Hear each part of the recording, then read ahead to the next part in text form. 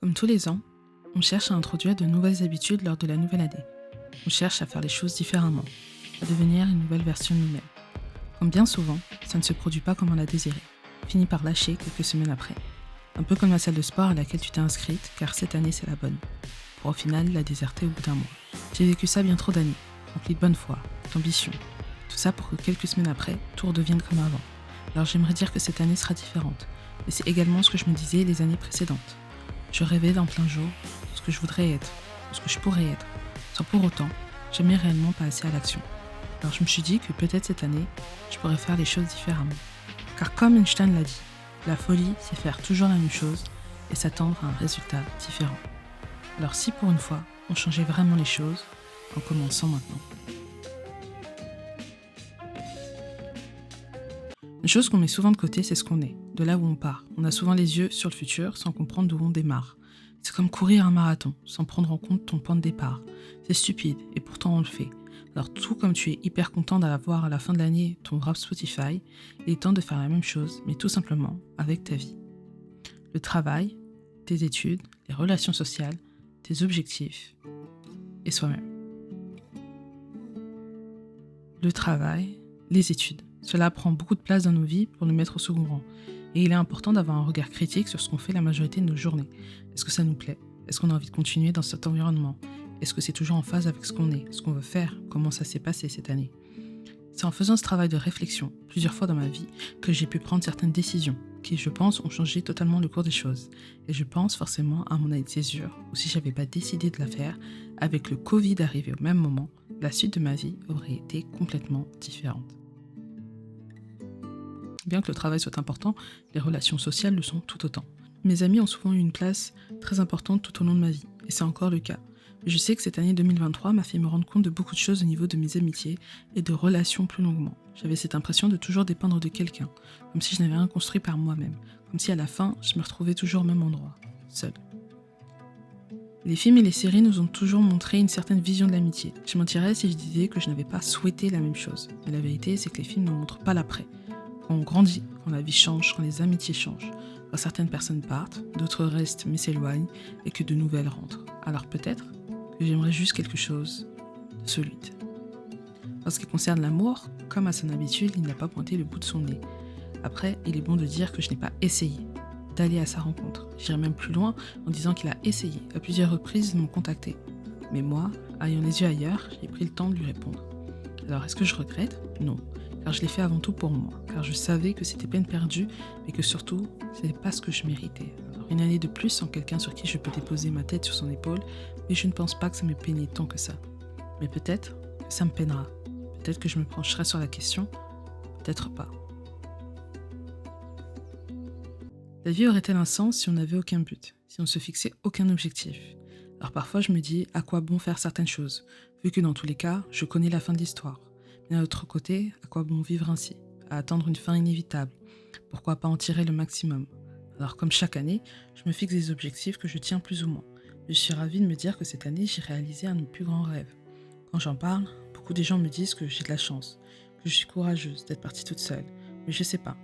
Est-ce que j'ai vraiment été courageuse, ou plutôt j'ai préféré fuir une réalité que je refusais de vivre, ou porter un masque sur le visage qui me repulsait plus qu'autre chose?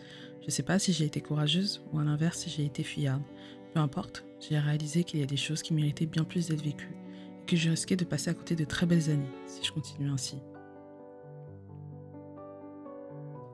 Mais au final, tout revient vers soi. Est-ce que cette année, je me suis rapprochée de la personne que je rêvais d'être? Est-ce que j'ai aimé ce que je représentais? Ce que j'ai fait? Ce que j'ai pensé? Est-ce que je me suis aimée? Je pense pas que j'ai envie de connaître la réponse. Peut-être que je suis un peu dure avec moi-même. Il est vrai. Mais au final, est-ce que ça ne représente pas ce que j'ai été cette année? Le problème était sûrement là. J'étais dure. Comment je ne pouvais être dure avec moi-même quand je n'ai pas mis les choses en place que j'aurais dû? Quand j'étais livrée à moi-même, sans plus. Je n'étais pas assez focus. Et c'était ça. Je n'étais pas assez focus. Le focus allait être mon leitmotiv. Je vais être focus sur moi, mes objectifs, ma vie, tout. Et ça, on va le faire ensemble. Comment faire pour mettre en place sa vie sur une année? Il va y avoir 2 étapes. Il va y avoir 2 objectifs. Prévoir les objectifs à l'année et découper ces objectifs en plus petits objectifs pour pouvoir les atteindre. Alors je pense qu'on devrait commencer. Alors forcément, il faut savoir d'abord ce qu'on veut atteindre et pour ça, je te conseille de ne pas te mettre énormément d'objectifs. Parce qu'en fait, plus tu vas en avoir, plus tu vas avoir des chances d'échouer parce qu'en fait, il y en aura trop et tu pourras pas aller partout à la fois. Alors, vois grand, mais abuse pas trop non plus. On aime trop abuser. Donc moi personnellement, mes objectifs pour cette année, c'est perdre du poids. Et si tu suis cette chaîne, je pense que c'est pas un objectif qui va t'étonner. Voyager à nouveau, c'est vraiment quelque chose qui m'a marqué en 2023 et j'ai envie de recommencer cette année. Engendrer des revenus stables avec mon auto-entreprise. Faire pousser mes cheveux, c'est vraiment mon objectif parce que pour le coup, je les ai niqués l'année dernière. Et enfin, régler certains problèmes de santé que j'ai.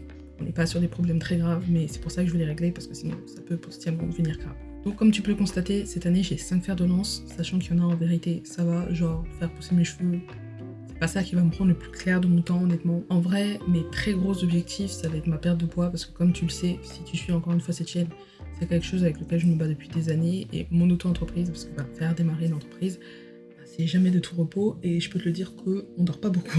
Alors forcément, on peut se demander si se mettre des objectifs comme ça sert vraiment à quelque chose, et si ça peut vraiment nous rendre heureux. La seule chose que je sais, c'est que peut-être oui, peut-être non, mais je sais aussi que potentiellement à l'heure actuelle, si je les entends pas, je serais pas heureuse non plus. Donc je préfère pour l'instant avancer vers un potentiel bonheur que d'être en mode neutre.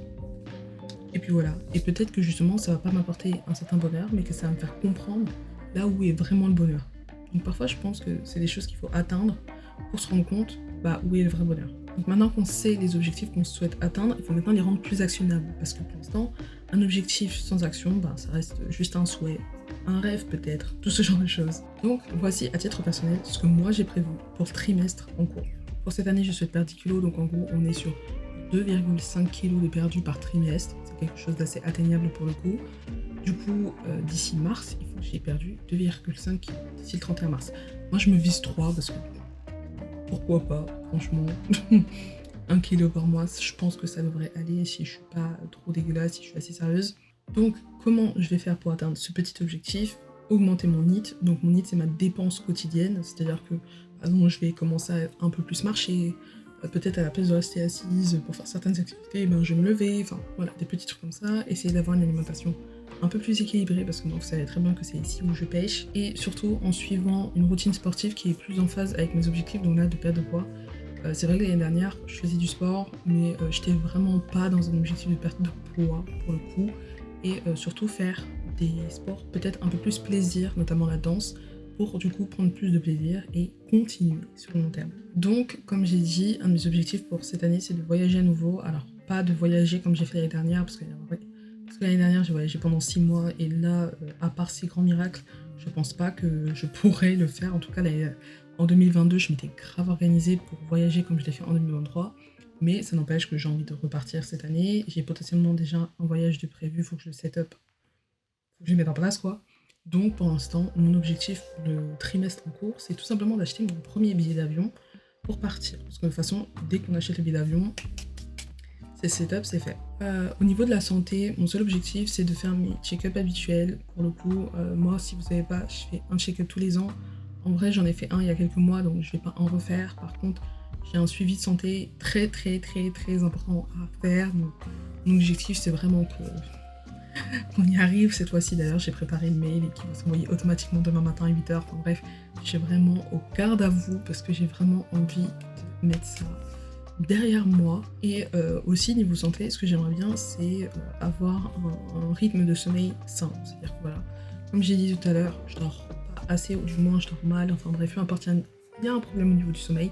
Donc vraiment, un de mes objectifs, c'est d'avoir un sommeil carré, genre au moins 7 heures de sommeil par nuit, tu vois. Donc d'ici fin mars, au niveau de mes cheveux, j'aimerais avoir une avancée. Voilà, j'aimerais qu'on voit qu'il y ait un avant-après, même s'il n'est pas très long. Donc là, le problème, c'est que je n'ai pas pris de photos avant mes dates, malheureusement. Donc ce que je vais faire, c'est que je les enlève la semaine prochaine. Donc on sera le 15, je crois, le 14 ou le 15. Et là, à ce moment-là, je ferai un check-up, donc je prendrai une photo. Ce sera pas exact, du coup, ce sera 2 mois et demi, pas 3 mois, mais bon, c'est pas grave. Pour mon auto-entreprise, comme ça fait pas hyper longtemps que je me suis lancée, mon objectif, c'est vraiment d'avoir des revenus potentiellement stables, honnêtement. Du moins, d'avoir une rentrée d'argent qui est fixe et que je sais qu'il va rentrer tous les mois. Voilà, c'est vraiment mon seul objectif pour le prochain trimestre. On croise les doigts, en tout cas je me donne à fond pour ça. Et ensuite, je me suis rajouté un petit challenge pour le plaisir, mais bon, si je le remplis pas, c'est pas très grave.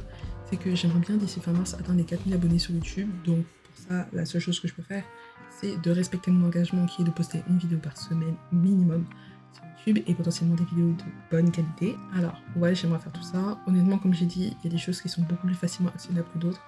Là, comme j'ai dit, je pense notamment à mes cheveux. En vrai, la santé, c'est juste des petits rendez-vous à droite à gauche et c'est faire attention à mon sommeil. Donc potentiellement ça va. Comme j'ai dit, mon plus gros focus, ça va être ma perte de poids et mon auto-entreprise. Pour le reste, franchement, ça devrait aller comme sur des roulettes. Et la vérité, c'est que tu pourras regarder autant de vidéos que tu veux. Si l'envie ne vient pas au fond de toi, si tu n'es pas prêt à changer, alors rien ne changera. On voit peut-être ça un peu trop comme un moyen d'arriver à tout ce que l'on souhaite, alors qu'il y a bien plus de choses à prendre en compte. Beaucoup plus compliqué qu'on l'imagine. On est la seule personne qui peut nous faire avancer, ou du moins la seule sur qui on peut réellement compter. Est-ce que tu es prêt à t'abandonner cette année? Une fois de plus. Alors il est vrai qu'il ne faut pas attendre la nouvelle année pour vouloir changer. Mais si cela peut nous donner une simple impulsion pour faire bien démarrer la voiture, alors pourquoi la refuser? Reste focus.